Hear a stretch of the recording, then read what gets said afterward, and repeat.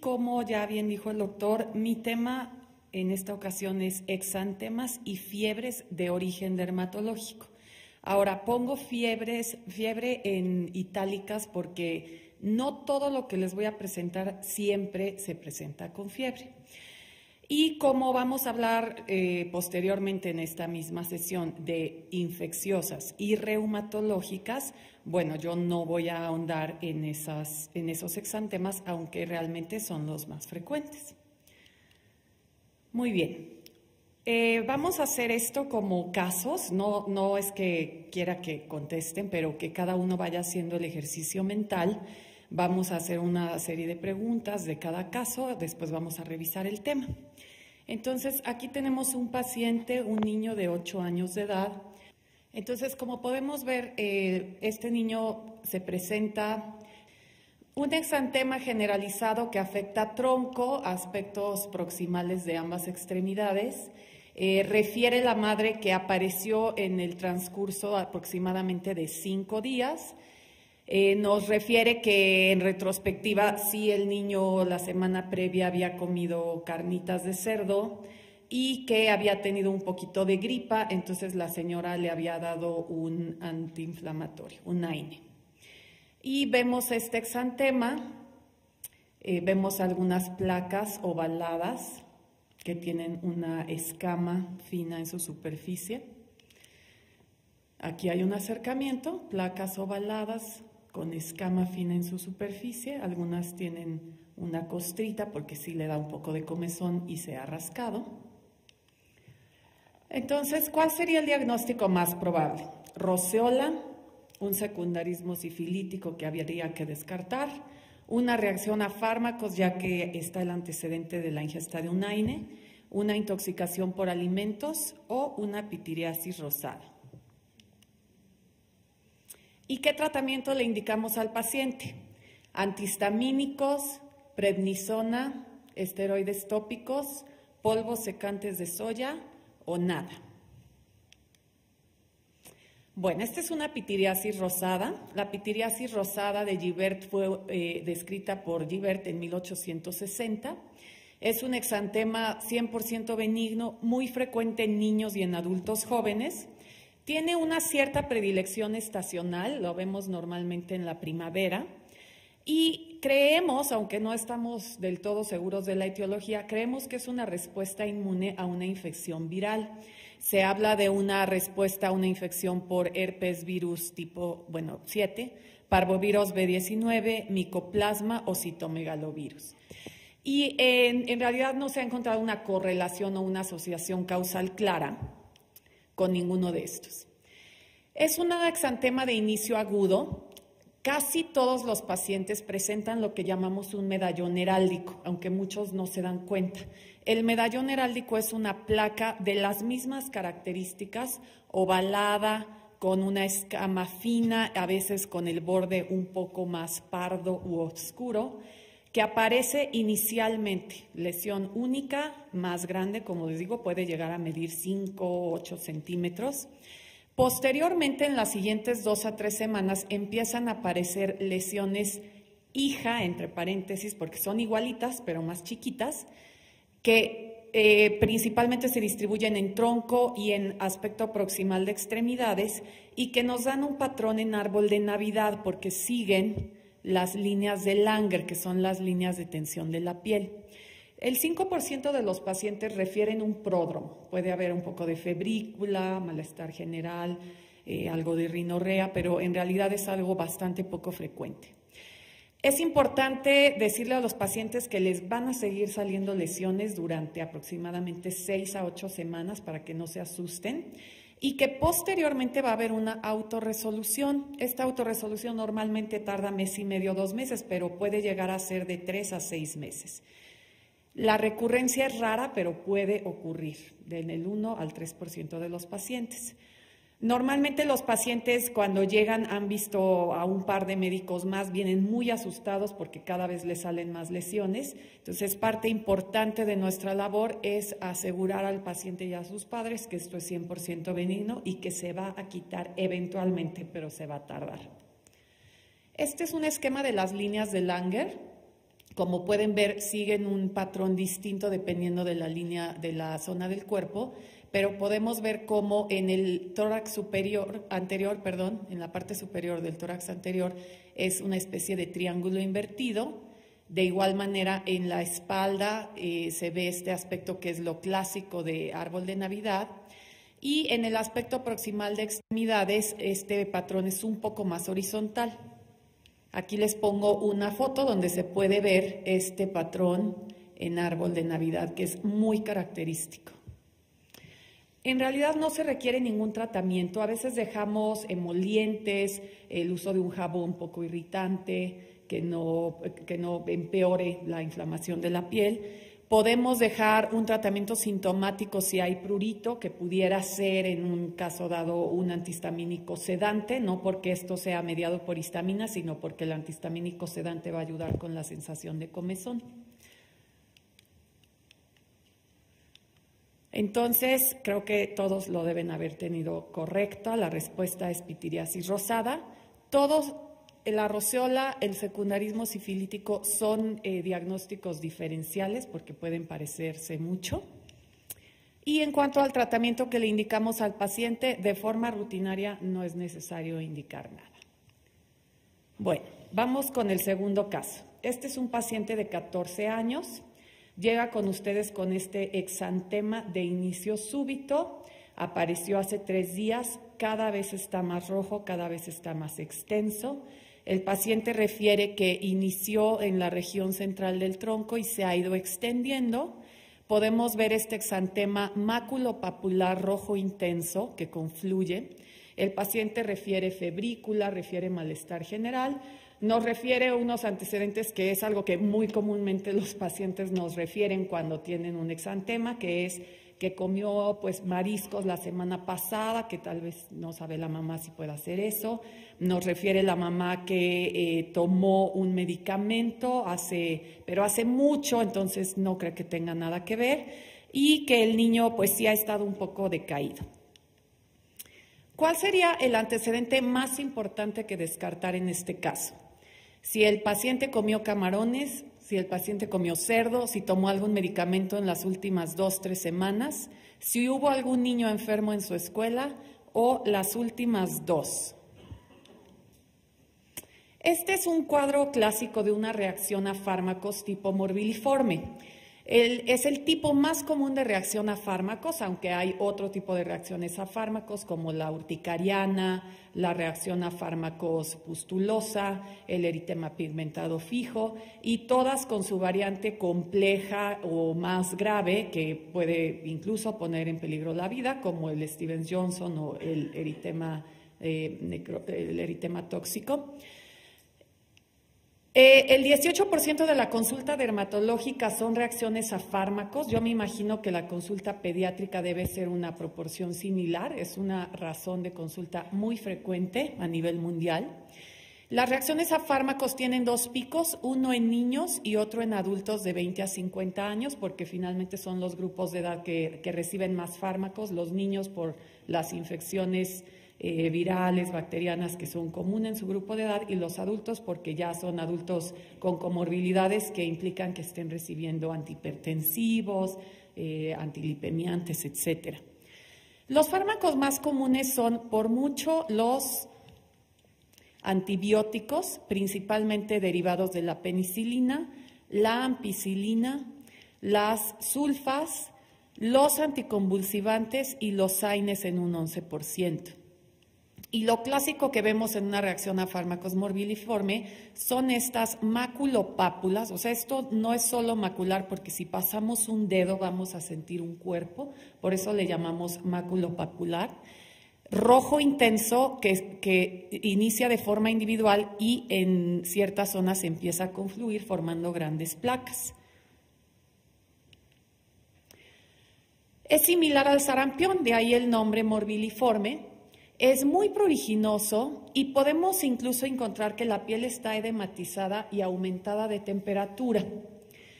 Va a aparecer 2 a 3 semanas después de la ingesta del fármaco. Se necesita ese periodo para que se monte la respuesta inmune. Sin embargo, si el paciente ya ha sido sensibilizado, va a ser necesario simplemente un par de días para que aparezca la reacción. Y la distribución clásicamente es centrípeta. El tratamiento, lo básico es suspender el fármaco, a menos que sea una situación que ponga en peligro la vida, que en realidad hay muy pocas de esas situaciones, y dar un tratamiento sintomático que puede ser con esteroides tópicos y antihistamínicos. Ahora, como les decía, toda reacción a fármacos simple tiene una contraparte que es compleja o severa, cuando se presentan síntomas sistémicos, cuando hay alteraciones de laboratorio, como en las pruebas de funcionamiento hepático, las pruebas de función renal o la biometría hemática. La reacción más severa o la contraparte compleja de la reacción morbiliforme es el DRESS, que quiere decir reacción a fármacos con eosinofilia y síntomas sistémicos. Y en este caso veríamos un cuadro similar, aunque bastante más dramático y florido, con edema facial, eritema facial. Encontraríamos elevación de las pruebas de función hepática, alteraciones en la biometría, principalmente linfocitos atípicos y eosinofilia. Podemos encontrar afección renal y otras alteraciones. Y aquí sí es importante dar un tratamiento sistémico antiinflamatorio como esteroides vía oral. Entonces, aquí en realidad había 2 respuestas correctas, porque efectivamente lo importante, como es una reacción a fármacos, el antecedente más importante a buscar es si el paciente tomó un medicamento de los posibles culpables en las últimas 2 a 3 semanas. Sin embargo, si alguien contestó las últimas 2, el medicamento y algún niño enfermo en su escuela, también está en lo correcto, porque los pacientes que tienen infección por Epstein-Barr u otros virus y reciben amoxicilina hacen un exantema morbiliforme súbito y muy dramático, que se cree es una reacción cruzada de la amoxicilina con antígenos virales. Vamos a pasar al siguiente caso. Entonces, aquí tenemos una paciente de 11 años que se presenta con nuevamente un exantema de aparición súbita en los últimos 3 a 5 días. Y vemos que todo su cuerpo, principalmente tronco y extremidades proximales, está cubierto de estas placas, algunas muy pequeñas, otras un poquito más grandes, de 1 a 1,5 centímetros, eritematosas con escama en su superficie. ¿Cuál es su diagnóstico? Psoriasis en gotas, una reacción a fármacos, roceola o intoxicación por alimentos. La siguiente pregunta sería, en este caso, ¿cuál sería un antecedente muy importante que hay que buscar? Infección por estreptococo, una toma de AINE en los días previos, toma de sulfas en las semanas previas o algún alimento de los que los pacientes siempre tienen mucho miedo y creen que se intoxicaron. Bueno, esta es una psoriasis gutata. La psoriasis gutata es una variante de psoriasis vulgar. No es tan frecuente, sin embargo, cuando la vemos normalmente es en niños y adolescentes. Y se presenta, en vez de placas grandes como la psoriasis vulgar, pequeñas placas eritematoescamosas, milimétricas o hasta de 2 a 3 centímetros que afectan tronco y extremidades proximales. Como les decía, es común en niños y jóvenes, sin embargo, sigue siendo, incluso en el grupo de edad pediátrica, la psoriasis vulgar el tipo de psoriasis más común. El factor desencadenante generalmente es infeccioso y en algunos casos raros algún otro fármaco, pero siempre con una predisposición genética para psoriasis. y el principal agente es el estreptococo del grupo A. Puede haber recurrencias de la psoriasis gutata con infecciones posteriores. Y es importante que, aunque la mayoría de los casos se van a resolver por sí solos después de haber tratado la infección estreptocócica o un estado de portador, 1/3 de los pacientes tienen esta predisposición genética que los va a hacer progresar a psoriasis vulgar o en placas. En cuanto al tratamiento, lo más importante es tratar la infección subyacente. Podemos usar diferentes tratamientos, normalmente usamos tratamientos tópicos porque sabemos que es algo que se va a resolver, entonces podemos usar análogos de vitamina D tópicos, cremas o lociones con alquitrán de hulla a baja concentración o ácido salicílico a bajas concentraciones. Entonces aquí el diagnóstico fue psoriasis en gotas y el antecedente más importante en este caso es la infección por estreptococo que hay que buscar intencionadamente. Ahora, este caso es un poquito más difícil. Vamos a ver quién lo puede resolver. Este es un paciente de 9 años de edad. Se presenta a la consulta por este exantema que lleva, no es un exantema súbito ni agudo, es un exantema que lleva más o menos un mes de evolución. Se le ha dicho que es varicela, se le ha tratado como varicela, se le ha dicho que es roceola, se le ha dicho que es dermatitis, se le ha dicho que es múltiples cosas, pero el punto es que el paciente sigue teniendo lesiones nuevas y están preocupados los padres. Entonces vemos esta dermatosis que está distribuida en tronco anterior y posterior, en extremidades superiores, inferiores, y vemos estas placas color eritematoso o pardo, casi café, con escama, algunas con esta apariencia, vean esta escama muy bien definida alrededor de la placa y con un centro casi necrótico.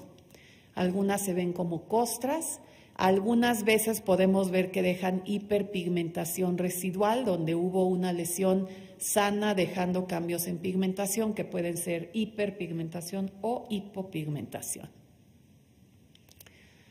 Entonces, ¿cuál sería el siguiente paso a realizar?